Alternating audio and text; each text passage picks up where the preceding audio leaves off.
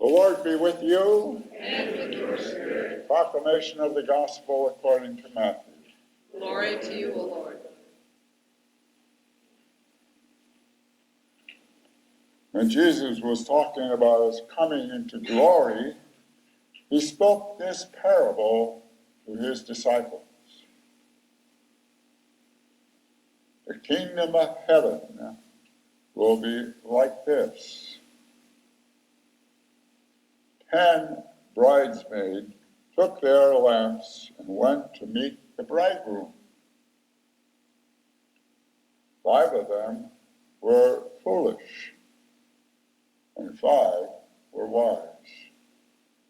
When the foolish took their lamps, they took no oil with them, but the wise took flasks of oil with their lamps. And as the bridegroom was delayed, all of them became drowsy and slept. But at midnight there was a shout. Look, here is the bridegroom. Come out to meet him. Then all these bridesmaids got up and trimmed their lamps. But the foolish said to the wise, give us some of your oil, for our lamps are going out. But the wise replied, no, there will not be enough for you and for us. You had better go to the dealers and buy yourselves some.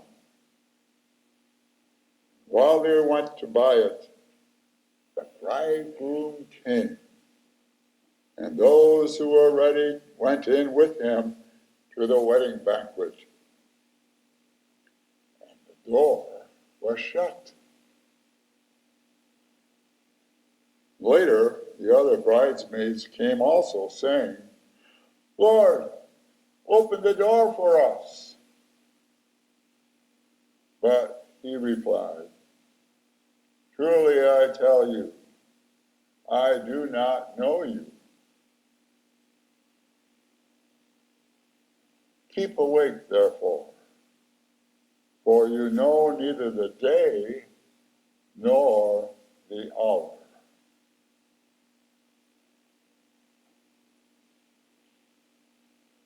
The Gospel of the Lord. Praise to you, Lord Jesus Christ. Have you ever had someone say to you, in a derogatory sense, you're a wise guy? I've had that happen.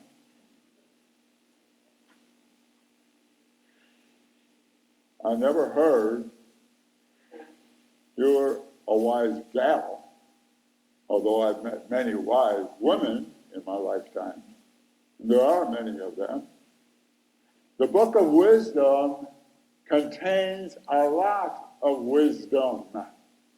Well, it's good for you sometime to pick that up, because you have to always read it in the context of understanding that these people at that particular time didn't know anything about the future life.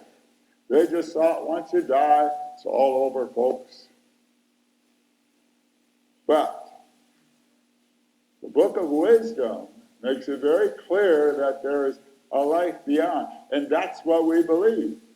We believe that there is this life beyond this life. And we'll see how short this life is once we die. But now it can drag on sometimes. Drag on, drag on, drag on. But once we meet the Lord, then we'll understand how this life was so short. So short. But it takes a lot of wisdom to understand that too. That's why there are individuals who are maybe very intelligent, but they're not very wise. And there are other people who are very wise, but don't necessarily have a very lot of wisdom or intelligence, rather. Father Solanus Casey, I believe, was such an individual. He was a very wise priest, very wise, because so many people came to him for help and advice, and he would give that to them. His beatification, by the way, is going to take place this coming Saturday in Fort Field, where there will be 66,000 people there. I hope I won't get lost. Pray for me that I won't get lost, because they're expecting 400 buses to come. Can you imagine that? Ordinarily, they might have 20 or 30 or 40 buses. 400 buses, where are they going to put all those buses? So it's going to be a wonderful event, once-in-a-lifetime event. When you look at the life of Paul, especially as we've been doing with regard to, here's an individual who was very, very intelligent and also very wise, because he was the individual, especially when you read the letter to the Romans, he distilled a lot of wisdom, much wisdom, and much of it is contained particularly in this reading that we had this morning. He was an individual who realized that we don't have citizenship here on this earth. Our citizenship really belongs in heaven. We have to always keep that in mind, the fact that this is where we're going.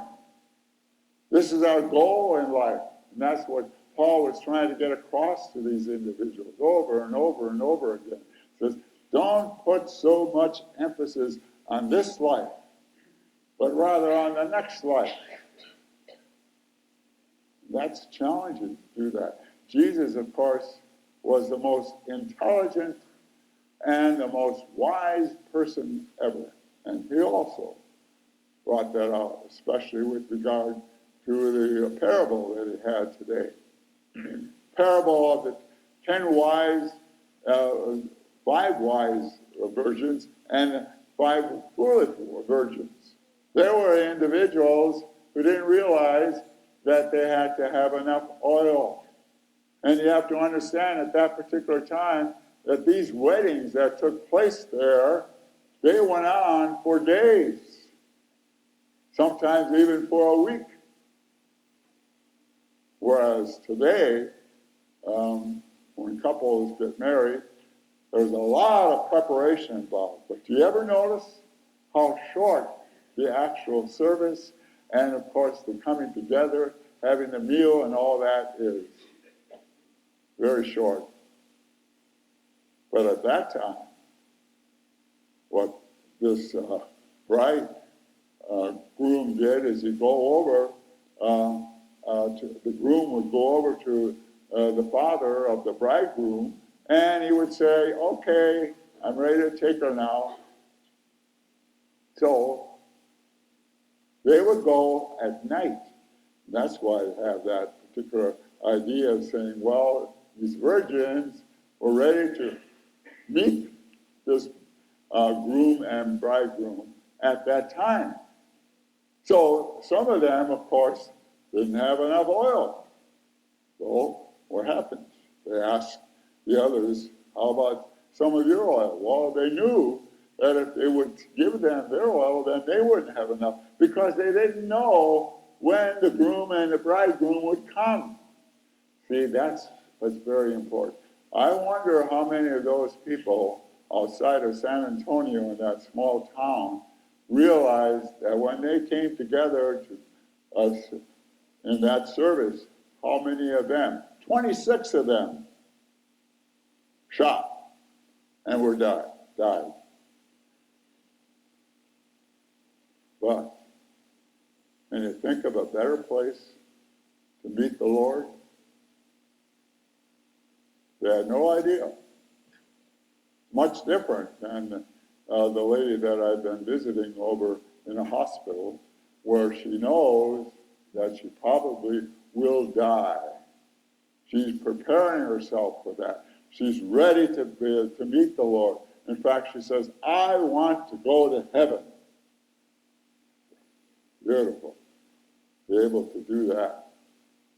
But how many of us are ready to meet the Lord even today? I often ask myself that. I say to myself, am I ready? Are we ready? Are we ready to meet the Lord? And when he comes, any particular time, because so often we say to ourselves, well, I don't know. I have to do this yet, and I have to do that yet. Rather than say, no, I'm ready to meet the Lord because he is going to take me, and I'm going to be with the Lord. I'm going to be up in heaven.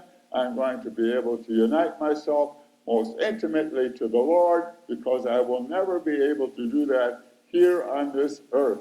And that's what St. Francis would say with regard to the future life. When he was dying, he'd say, welcome, Sister Death. Welcome, Sister Death. The ability to be able to say yes, because there's something much greater for us to look forward to. So, can we do that? When we say, yes, I'm ready to meet the Lord anytime. Yes. Wow, that's great.